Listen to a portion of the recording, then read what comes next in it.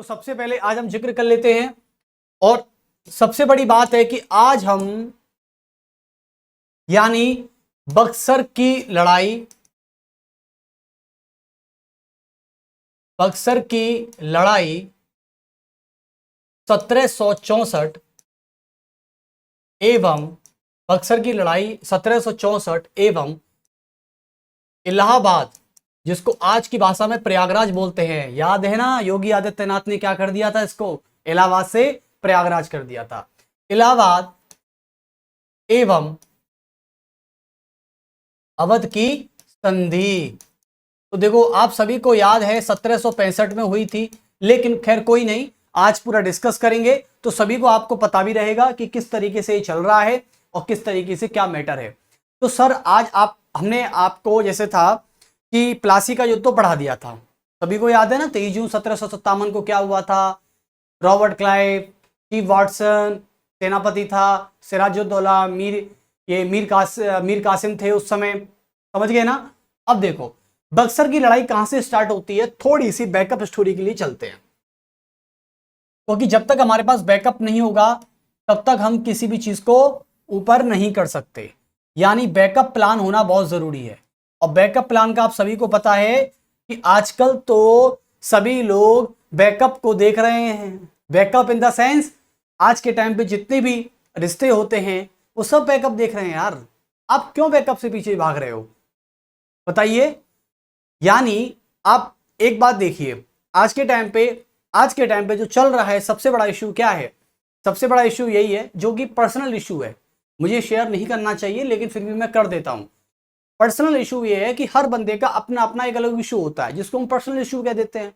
Personal issue में क्या चल रहा है कि सर ऑफलाइन बैच में सुनता हूं, सर वो हमारे साथ थी लेकिन अब वो चली गई।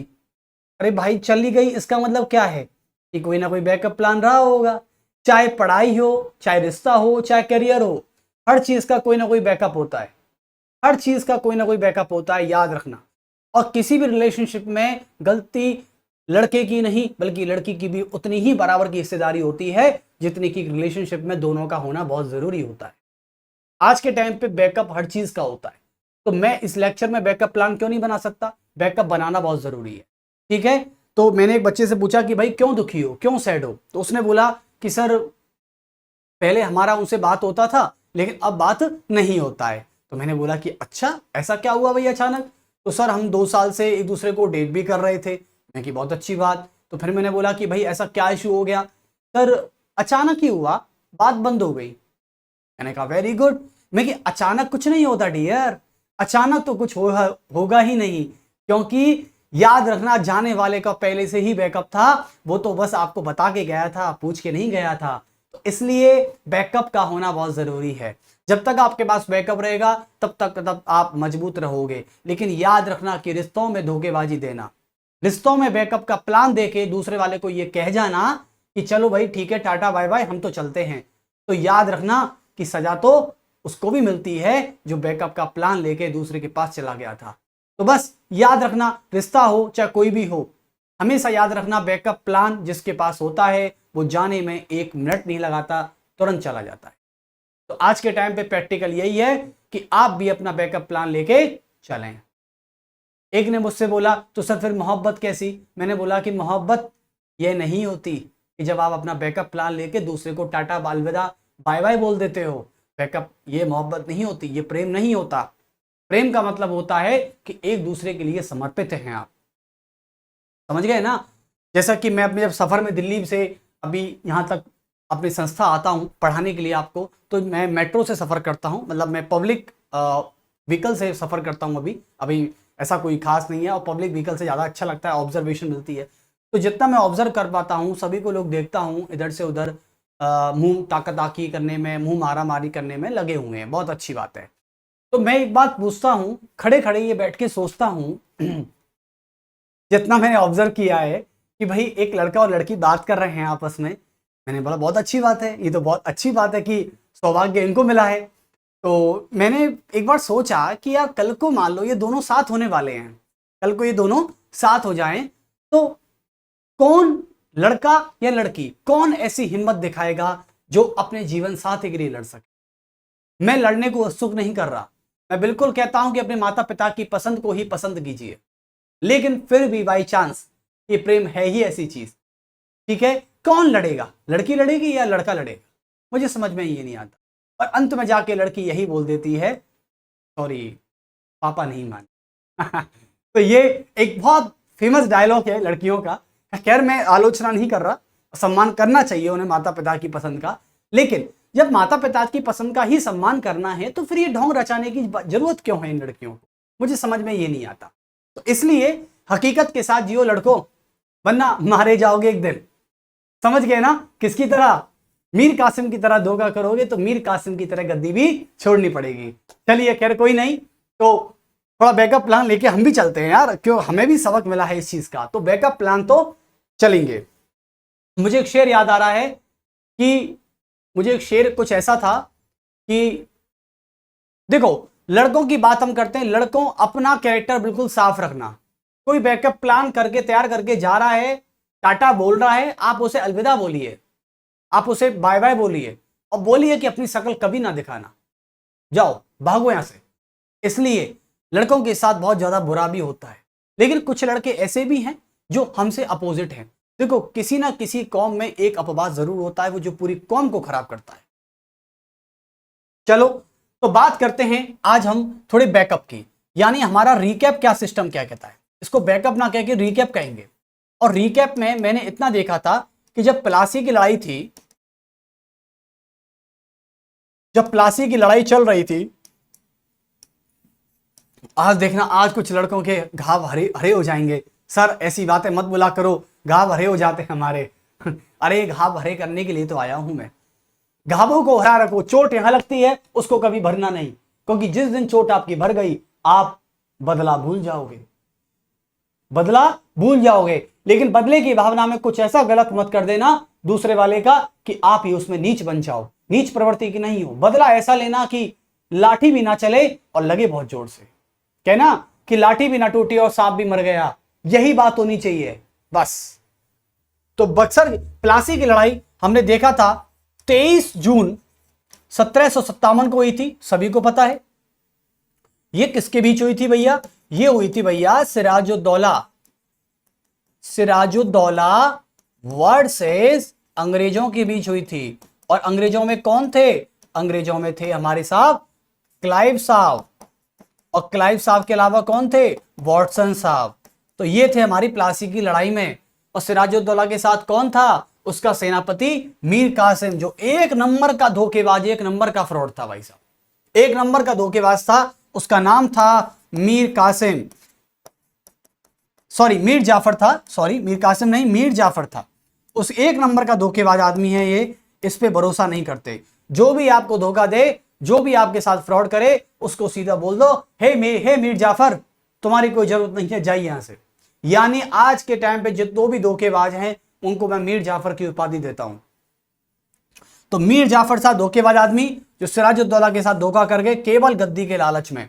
चलिए तो बक्सर की लड़ाई को थोड़ा बाद में, पहले थोड़ा सा एक तैयार करते हैं प्लान क्या होता है हमारा। देखिए तो सिराजुद्दौला भाई साहब पटना की तरफ भागा अपनी पत्नी को लेके, और सिराजुद्दौला जब अपनी पत्नी को लेके पटना की तरफ भागा तो मीर जाफर के पुत्र मीरान ने क्या कर दिया, सिराजुद्दौला का कत्ल कर दिया और वहीं सिराजुद्दौला मारा गया। यानी जब सिराजुद्दौला प्लासी के मैदान में खड़ा था और मीर जाफर से बोल रहा था कि मीर जाफर सेना को कूच कराइए, तब मीर जाफर बोला कौन सी सेना, कहां की सेना, मैं तो किसी सेना को नहीं जानता। तो सिराजुद्दौला बोलता है कि आप भाई तुम you are commander in chief, तुम कमांडर इन चीफ हो, क्या बात कर रहे हो, ये युद्ध में मजाक मत करो, क्योंकि युद्ध में मजाक करोगे तो युद्ध मजाक बन जाएगा, अगली तलवार मेरे गले पर और तुम्हारे गर्दन पे होगी। इसलिए तो मीर जाफर बोलता है देखो भाई सिराजुद्दौला साहब मैं सोच समझ के बोल रहा हूं, ज्यादा चैटो मत, नवाब की गद्दी वेट कर रही है मेरा, अब तुम मरो घिसो कुछ भी मतलब नहीं है, सेना कूच नहीं करेगी, सेना सारी मेरी तरफ है। इसका मतलब यह था कि मीर जाफर को कहीं ना कहीं से हिंट मिल रहा था, कहीं ना कहीं से पिंच मिल रहा था, और इसी का बदला। और मीर जाफर को सिराजुद्दौला के विरुद्ध, सिराजुद्दौला के विरुद्ध जाकर सिराजुद्दौला के विरुद्ध जाकर इसे क्या मिला? उपहार स्वरूप बंगाल की गद्दी मिली। जाकर उपहार स्वरूप क्या मिला? ये बन गया साहब बंगाल का नवाब। और बंगाल का नया नवाब कौन बैठा? बंगाल का नया नवाब बना भाई साहब मीर जाफर। इसी बात के तो लिए सिराजुद्दौला अपने राजा से क्या की थी? गद्दारी की थी। और मीर जाफर बनता है नवाब लगभग 1757 में। Very good. और 1757 से लेके 1760 तक इसने अपना शासन बड़े बाखूबी से चलाया। बाखूबी इन द सेंस देखते हैं। अब जिस दिन मीर जाफर बंगाल का नवाब बना, उस दिन से ये बड़ा खुश था। बोला कि गद्दी आ गई, पावर आ गई। लेकिन इसे क्या पता था कि जो लोग मुझे सह दे रहे थे, जिन्होंने मुझे नवाब की गद्दी दी है, वो ही लोग मेरी क्या करेंगे? यानी मेरा जीना हराम कर देंगे। यानी मेरा यदि मैं सांस भी लूंगा तो उनसे पूछ के लूंगा कि आज दिन में मुझे कितनी सांस लेनी है। तो अंग्रेज बोलेंगे कि आपको 10 सांस लेनी है। तो नवाब बोलेंगे, नवाब साहब कि ठीक है 10 ले लेंगे, 11 नहीं लेंगे। तो इसी वजह से क्या था, कुल मिला के कारण क्या था, ये आगे पता चल जाएगा आपको। कैसे नवाब परेशान हो गया अंग्रेजों से। ये वही अंग्रेज थे जिन्होंने मीर जाफर को ऑफर दिया था सेनापति रहते हुए कि बंगाल का नवाब बना देंगे, प्लासी का युद्ध जिता दो। चलिए तो अब बात करते हैं। जैसे ही मीर जाफर बंगाल का नवाब बना, मीर जाफर ने तुरंत क्या किया? देखिए मीर जाफर ने खुश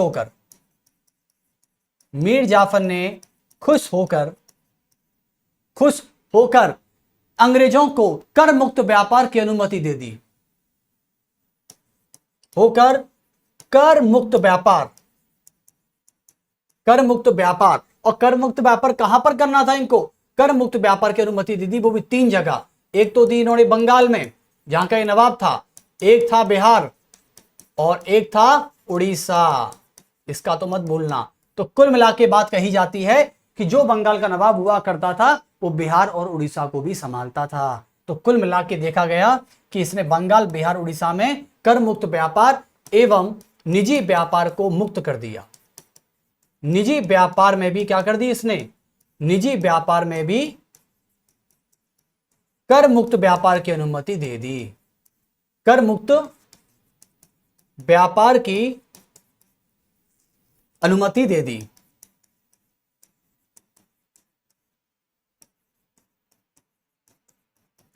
अब करीबन 1757 का समय चल रहा था, ठीक है।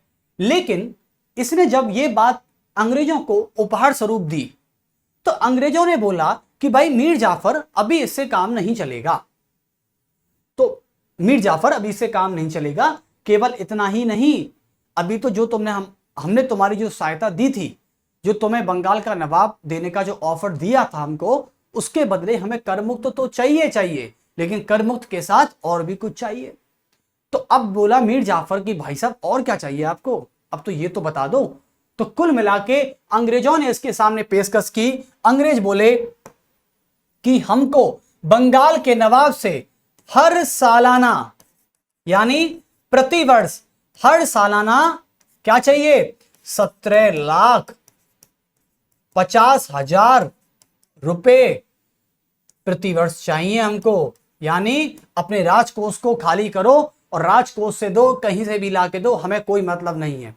तो कुल मिला के 2 शर्तें की गई कि मीर जाफर ने खुश होकर बंगाल, बिहार, उड़ीसा में कर मुक्त व्यापार की अनुमति दी। दूसरी बात, और हर सालाना 17,50,000 रुपए अंग्रेजों को दिया करता था ये।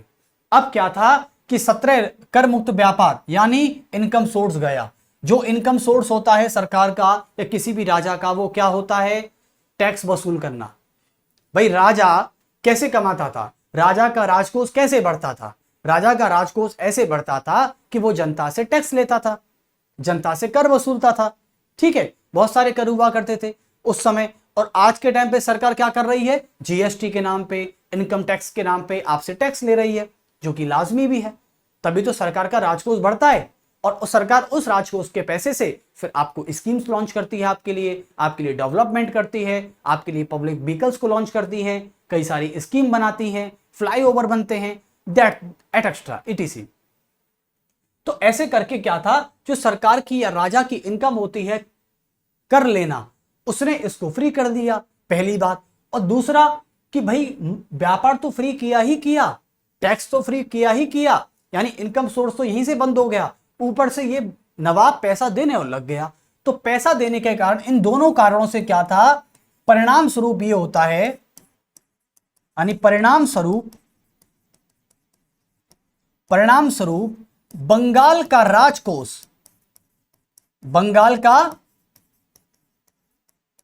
राजकोष जो है वो पूरी तरह खाली हो जाता है, पूरी तरह खाली हो जाता है।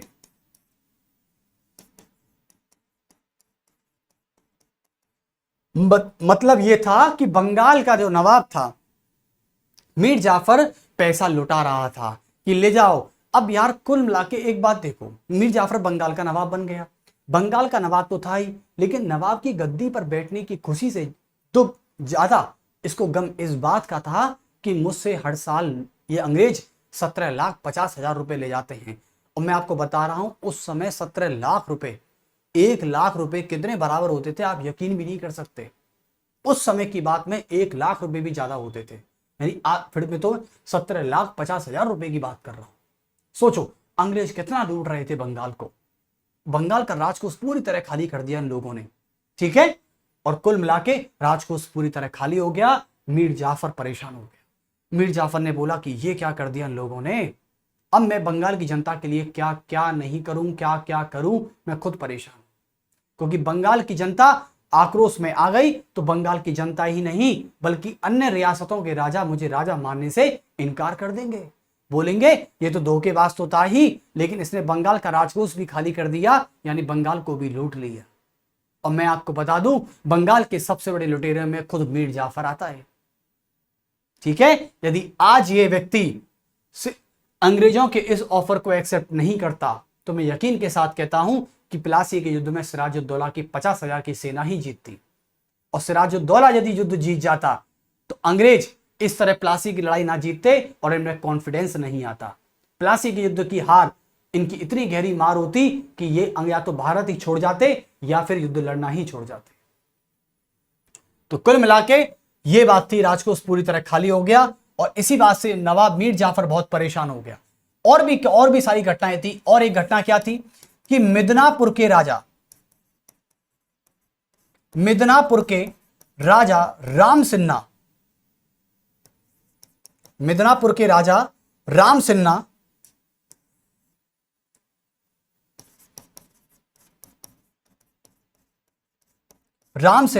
और पूर्णिया के नवाब कौन थे, अली खान एवं पूर्णिया के नवाब अली खान ने मीर जाफर को अपना राजा मानने से इनकार कर दिया। अरे करेंगे भाई, क्यों नहीं करेंगे यार। एक बात बताइए, मिदनापुर और पूर्णिया की क्या गलती थी भाई। मीर जाफर तो अपने बंगाल को खाली कर ही रहा था ना, और खुद कर रहा था ये भाई। अब तो अच्छा, कल को तुम गद्दी भी ले लो और अंग्रेजों को पैसे भी ना दो, भैया ये हिसाब तो नहीं चलता। यदि आज भी तुम, जैसे आज के टाइम पे क्या होता है, पेपर लीक हो जाते हैं, और पेपर लीक के मामले में क्या कहता है, कोई व्यक्ति ये कहता है कि भैया इस पेपर के लूंगा 3 लाख रुपए। ये जो चलता है फर्जीवाड़ा कि भाई एक पेपर के 3 लाख लगेंगे। अब तुम यार पेपर भी ले लो, उसे पैसे भी ना दो, तो भैया ऐसे तो तुम्हें सरकारी नौकरी नहीं मिलेगी। वही व्यक्ति तो ये सोचेगा ना कि पूरे पैसे जमा कराओ और पेपर ले जाओ। ऐसी तो होते हैं पेपर लीक, और कैसे होते हैं। यानी आपको दूसरे वाले की शर्त तो माननी पड़ेगी यदि आपको गद्दी मिली है तो। और हर कहना एक मेम है, झुक के रहना पड़ेगा। तो वही वाली बात है, सामने वाला व्यक्ति हमेशा आपकी गर्दन पर तलवार रख के बैठा रहता है कि झुक के रहना पड़ेगा। ऊंची आवाज में बोले तो पब्लिश कर दूंगा वीडियो को। पेपर लेने आए थे ना मुझसे 3 लाख रुपए में, यही बात होती है। इसलिए प्लीज इन झांसों में मत फंसना। कोई भी आपको आसपास ऐसा यदि कोई नेटवर्क दिखाई देता है, आप सीधे पुलिस को इन्फॉर्म करिए, क्योंकि इसमें आपकी जिंदगी नहीं, और आपकी जिंदगी के साथ साथ इसमें कई लाखों करोड़ों बच्चों जो प्रतियोगी परीक्षा में मेहनत कर रहे हैं, उनका जिंदगी का सवाल है। प्लीज ऐसा कोई नेटवर्क आपको दिखाई देता है, आप सीधे पुलिस से कांटेक्ट करिए, पुलिस को बताइए कि सर हमारे पास ऐसी ऐसी इंफॉर्मेशन आई थी, आप प्लीज ट्रैप करिए कॉल को, और प्लीज ऐसा करिए।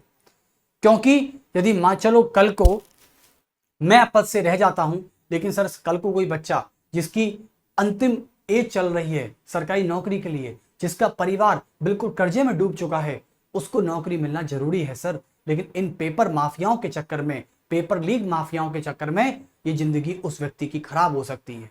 इसलिए प्लीज इसको रोकिए। यानी आप ऐसा कर सकते हैं, ऐसा कदम उठा सकते हैं, लेकिन आज के टाइम पे इतनी हरामखोरी चल रही है कि कोई ऐसा एक्शन उठाने को तैयार ही नहीं है। अपनी लगन में लगे पड़े हैं, मदन में लगे पड़े हैं। पेपर लीक की जब खबर आती है, जब सर पकड़ के बैठ जाते हैं आप लोग। प्लीज ऐसा ना करिए। तो कुल मिला के राजा मानने से इनकार कर दिया। अब मीर जाफर बोले यार कि मैं क्या करूं, मुझे लोग राजा नहीं मानते, बंगाल की जनता मुझे पसंद नहीं करती, ऊपर से मुझे धोखेबाज कहती है, मुझे फ्रॉड कहती है, और ऊपर से ये अंग्रेज पैसे ले ही जा रहे हैं, ले ही जा रहे हैं, ले ही जा रहे हैं। इसका मैं करूं तो करूं क्या अब यार, मैं तो कहीं का भी पसंदीदा व्यक्ति नहीं रहा। समझ गए ना। तो कुल मिला के मीर जाफर अब आ गया डिप्रेशन में, और मीर जाफर ने कहा कि भैया बहुत हो गया। लेकिन उस समय जब मीर जाफर परेशान हो गया था, तो मीर जाफर ने उस समय एक गलती कर दी, और वो छोटी सी गलती ये थी कि ये डचों की तरफ इसका रुख ज्यादा बढ़ने लग गया। यानी अंग्रेजों को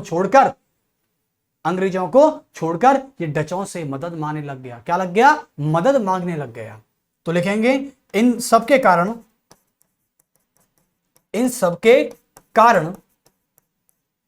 कारण अंग्रेजों ने मीर जाफर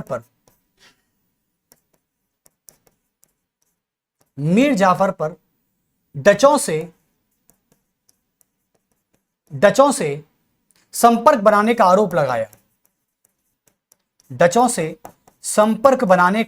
आरोप लगाया।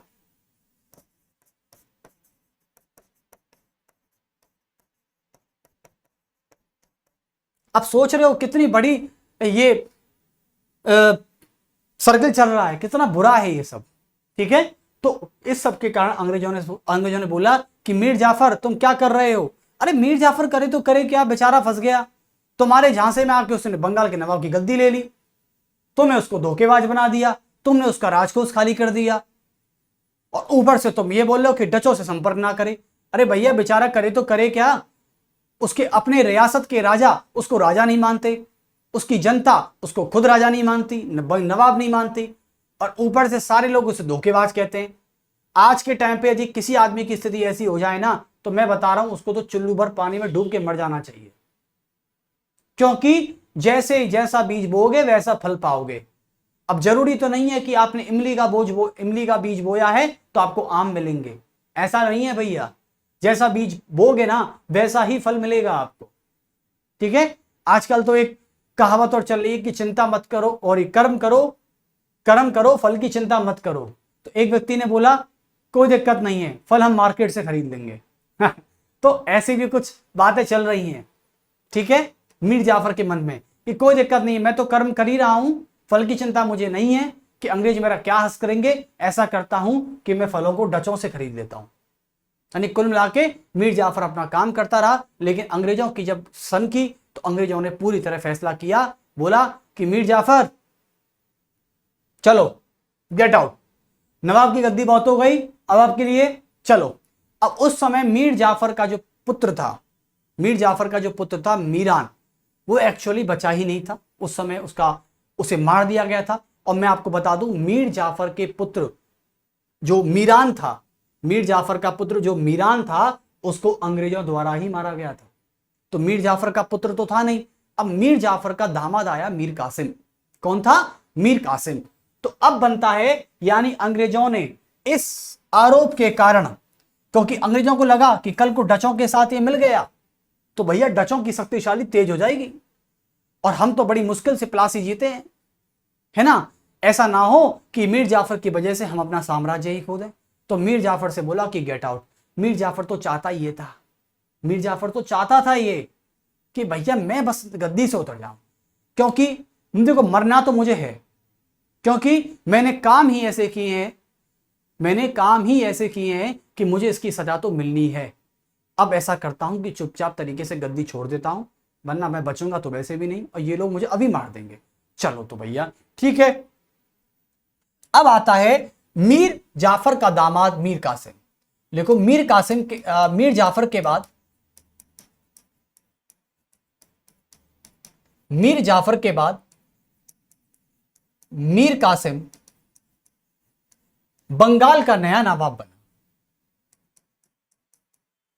मीर कासिम बंगाल का नया नवाब बना, ठीक है। यानी मीर कासिम बंगाल का क्या बनता है, नया नवाब बनता है। तो मीर कासिम को जरा नीचे ले आते हैं एक बार।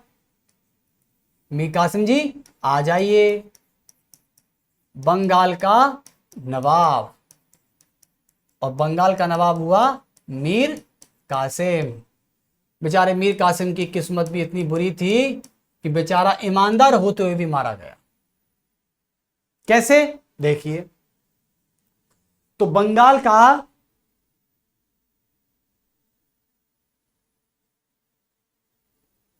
यानी बंगाल का नवाब कौन था, मीर कासिम था। लेकिन मीर कासिम धीरे धीरे क्या था, अब देखो मीर कासिम की शख्सियत के बारे में देखें तो ये एक ईमानदार था, ये एक बहुत अच्छा नेता भी था। यानी कुल मिला के कहा जाता है कि मीर कासिम की ईमानदारी के लिए इसे जाना जाता है। और मीर कासिम एक ऐसा व्यक्ति था जो नाक में दम करने वाला था, और जो भी कोई फैसला कर लेता था ना, ये अंग्रेजों से नहीं पूछता था। कैसे, देखो एक बार कैसे अंग्रेज भी इससे परेशान हो गए थे। मीर कासिम जिस दिन बंगाल का नवाब बनता है, सबसे बड़ी बात, और मैं आपको बता दूं, ये सबसे पहले दो काम करता है। जैसे ही बंगाल का नवाब बना, इसने दो कार्य किए। और क्या कार्य किए, एक बार उन कार्यों को थोड़ा सा जिक्र कर लेते हैं हम। देखो पहला कार्य और दूसरा कार्य। तो पहला कार्य इसने क्या किया, जो कि बहुत इंपॉर्टेंट है, वेरी वेरी इंपॉर्टेंट है। ये कहता है कि मैं अपनी राजधानी, यानी इसने बंगाल की राजधानी को क्या किया, बंगाल की राजधानी को मुर्शिदाबाद से मुंगेर ट्रांसफर कर दिया।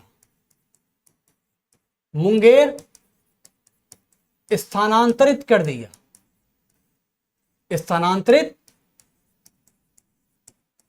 दिया। यानी यह कहता है कि मैं बंगाल की राजधानी को मुर्शिदाबाद से मुंगेर करता हूं। और दूसरी बात, दूसरा काम, जैसे ही गद्दी पर बैठा तो इसने अपनी नौकरशाही यानी ब्यूरोक्रेसी, जितने भी अफसर थे सभी, इन्होंने आईएएसओ को बुलाया। नवाब बनते ही क्या कहता है, खाएं आईएएस सारे, बुला के लाओ सब आईएएसओ को, सब आईपीएस को बुला के लाओ, सबका गठन करूंगा, सबका ट्रांसफर करूंगा मैं। तो इसने नौकरशाही प्लस सेना का गठन एवं भर्तियों की संख्या को बढ़ा दिया, एवं सेना में भर्ती करने लग गया। सेना में भर्तियां प्रारंभ कर दी। यानी कुल मिला के आप एक बात देखिए, जो कार्य मीर कासिम कर रहा है, एक तो राजधानी को ट्रांसफर कर रहा है, दूसरा ब्यूरोक्रेसी बढ़ा रहा है, ब्यूरोक्रेसी को ट्रांसफर कर रहा है, दर दर से भेज रहा है, ठीक है। और उसके बाद सेना की भर्तियों की बढ़ा रहा है, यानी सेना में जवानों की संख्या को बढ़ा रहा है व्यक्ति। और जब जवानों की संख्या को बढ़ा रहा है तो आप एक बात सोचना, एक बार गौर करना कि पहला कारण तो मैं आपको बता दूं, बंगाल की राजधानी जो मुर्शिदाबाद थी, ये मुर्शिद कुली खान जो बंगाल का नवाब था, इसलिए बंगाल की राजधानी ढाका से मुर्शिदाबाद की थी। पहली बात, ये वो मुर्शिदाबाद है, ठीक है।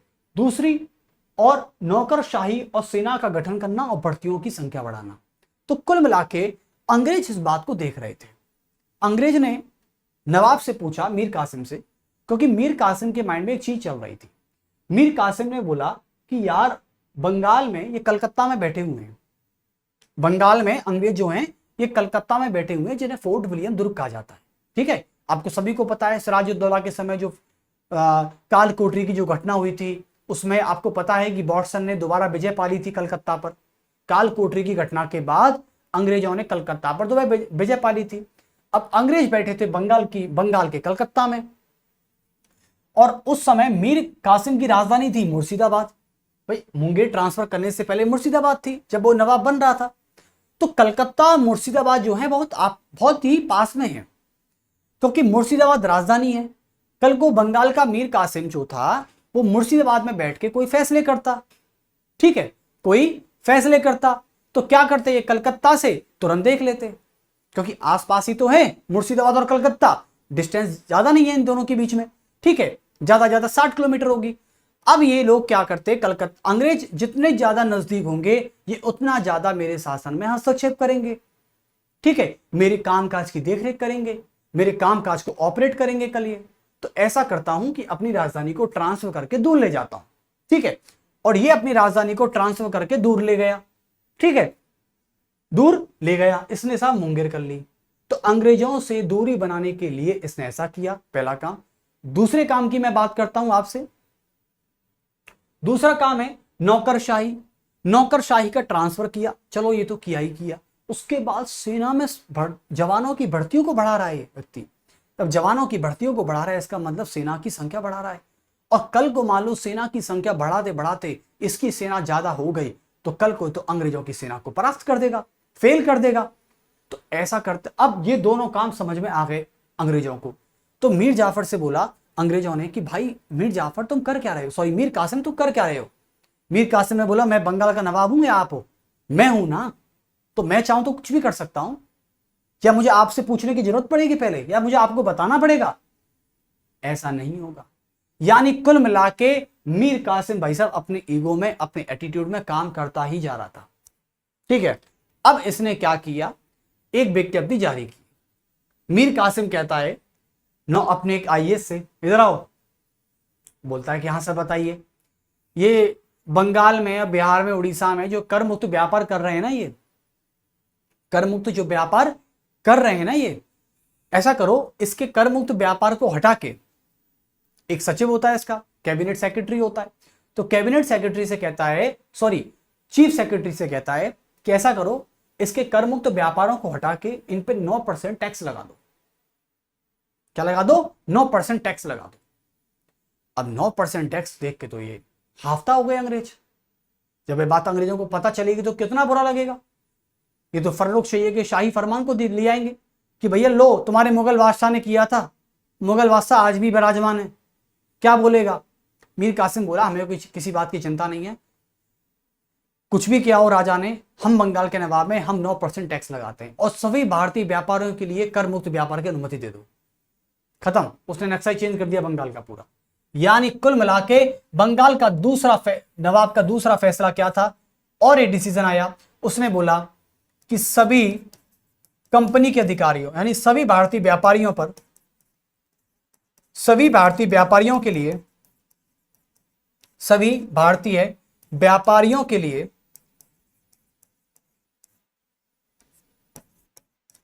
कर मुक्त व्यापार की अनुमति,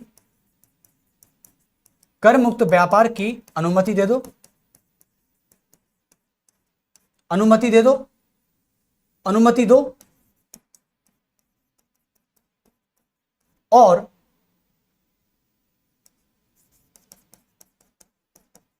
अंग्रेजों के सभी निजी व्यापारों पर, और अंग्रेजों के सभी निजी व्यापारों पर, निजी व्यापारों पर 9% कर लगा दो। यह बात बोली, लेकिन यह बात कहां बोली गई मैं इसको बता देता हूं। यह बात बोली गई थी, जो ये वाली बात थी, यह वाली बात बोली गई थी मुंगेर की संधि में। कहां पर? मुंगेर की संधि। और मुंगेर की संधि क्यों हुई थी? इसके कारण के वजह से, यह था कारण। यानी जब अंग्रेज बोले कि भैया मीर कासिम जरा आपसे हमको मिलना है, आपसे एक बात करनी है हमको, ऐसा क्यों कर रहे हो, राजधानी क्यों बदल रहे हो अपनी, और दूसरी बात नौकरशाही और सेना में सब भर्ती क्यों बढ़ा रहे हो, जवाब तो दे सकते हो ना, बता तो सकते हो, यदि पूछ नहीं सकते तो ठीक है। तो इसने बोला, तो अंग्रेजों ने बोला कि ऐसा करो आप यहां आ जाओ, हमारे कलकत्ता आ जाओ। तो फिर मीर कासिम बोलता है कि बंगाल का नवाब कौन है, मैं या आप, जिस कलकत्ता में आप बैठे हो कलकत्ता मेरा ही है, क्योंकि बंगाल मेरा है। अब कल को आप ये बोलो कि भैया दिल्ली, दिल्ली किसके अंदर आता है, भारत के अंदर, और भारत का प्रधानमंत्री कौन है, नरेंद्र मोदी, तो कल को तुम नरेंद्र मोदी को कहीं बुला लोगे, ये थोड़ी होता है भैया, ये थोड़ी होगा, आपको जाना पड़ेगा प्राइम मिनिस्टर के पास, एक सिक्योरिटी का सवाल होता है। अंग्रेज बोले यार ये व्यक्ति तो बड़ा अजीब निकला यार, ये तो बिल्कुल मीर जाफर का उल्टा है भैया मीर कासिम, हम तो दामाद समझ रहे थे इसको भी पटा लेंगे, लेकिन ये तो सिस्टम में नहीं आ रहा है। चलो अब साहब उस समय अंग्रेजों की बात करें तो अंग्रेज में दो व्यक्ति थे, अंग्रेजों में दो व्यक्ति थे, और मुंगेर की संधि किस किस के बीच हुई थी, ये हुई थी अंग्रेजों में, और अंग्रेजों की तरफ से दो व्यक्ति काम करते थे, मैं आपको बता दूं, एक तो काम करते थे, एक तो था हेक्टर मुनरो जो कि जनरल था, हेक्टर मुनरो ये कौन था, ये था आपका जनरल, और एक था वॉनसिटार्ट ये सेनापति था, एक था वांसीटाट, ठीक है, हेक्टर मुनरो और वांसीटाट। अब साहब क्या हुआ, मुंगेर की संधि जो थी वो बंगाल की राजधानी मुंगेर में हुई थी, यहां पर था मीर कासिम। तो मीर कासिम और अंग्रेजों के बीच में जो संधि हुई उसे कहते हैं मुंगेर की संधि। एक बात याद रखना, प्लासी के युद्ध से पहले जो संधि की गई थी उसका नाम था, यानी 9 फरवरी 1756 को जो संधि की गई थी, 9 फरवरी 1757 को, उसका नाम था अलीनगर की संधि, और जो बक्सर के युद्ध से पहले जो संधि की गई थी उसका नाम था मुंगेर की संधि। अब मुंगेर की संधि हुई, और मुंगेर की संधि में यह बात क्या डाली, किसने, ये बात किसने कही थी, ये बात कही थी मीर कासिम ने, और मीर कासिम ने बात यहां तक पहुंचा दी अपनी, ठीक है। तो यही हिसाब था, पूरा पूरा यही हिसाब था बस। अब साहब ये बात लग गई बुरी किसको, अंग्रेजों को। अंग्रेजों ने तुरंत बक्सर का मैदान तैयार किया, और जब बक्सर की चुनौती दी तो उस समय मीर कासिम बहुत ही असहाय हो गया था। इसलिए बक्सर के युद्ध की हम बात करते हैं तो बक्सर का युद्ध यहां पर लिख दीजिए किसके बीच हुआ था, बक्सर का युद्ध कब हुआ था, 22 अक्टूबर। और आज की डेट क्या है, आज की डेट क्या है, 22 अक्टूबर, यानी आज ही के दिन बक्सर का युद्ध हुआ था। तो 22 अक्टूबर 1764। सीरियसली यार मुझे भी बिलीव नहीं था कि मैं आज ही के दिन बक्सर पढ़ाऊंगा, यानी आज के दिन हम बक्सर पढ़ा रहे हैं, इसका मतलब है कि आज ही के दिन बक्सर का युद्ध हुआ था। तो 22 अक्टूबर 1764 को बक्सर का युद्ध हुआ था, और आज ही के दिन मैदान अंग्रेजों से और मीर कासिम की सेना से भरा हुआ था। तो अंग्रेजों में कौन थे, अंग्रेजों में थे हेक्टर मुनरो प्लस वांसी टार्ट, एक तो ये था, दूसरा वर्सेस, और कौन थे, यहां पर थे मीर कासिम, और एक था, ये तो कौन थे, ये था बंगाल का नवाब, बंगाल का नवाब था। उसके बाद और कौन थे, और एक था सुजाउद्दौला, ये था अवध का नवाब, ये थे साहब अवध का नवाब, ओके। और उसके बाद कौन था, उसके बाद था शाह आलम द्वितीय, यानी मुगल बादशाह। कितनी बड़ी बड़ी शक्ति थी बताओ, लेकिन फिर भी इनकी हरामखोरियों की वजह से ये लोग हार गए। यानी शाह आलम द्वितीय ने क्या किया, पीछे हाथ खींच लिया, सुजाउद्दौला ने पीछे हाथ खींच लिया, और मीर कासिम तो बेचारा कहां कहां तक गया था, मीर कासिम तो कहां कहां तक गया, इसने टर्किस्तान, इसने अफगानिस्तान, इसने तो काबुल, कहां कहां तक बात कर ली, ठीक है। खैर कोई नहीं, जब कहते हैं किस्मत खराब उसके बाद परिणाम के रूप में लिख दीजिए। परिणाम क्या निकला कि मीर कासिम असहाय हुआ। ठीक है, मीर कासिम का साथ अवध और मुगल बादशाह ने नहीं दिया। मीर कासिम का साथ अवध प्लस शाह आलम ने नहीं दिया। अंत में शाह आलम ने नहीं दिया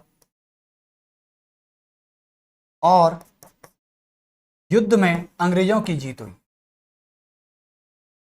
और युद्ध में अंग्रेजों की जीत हुई।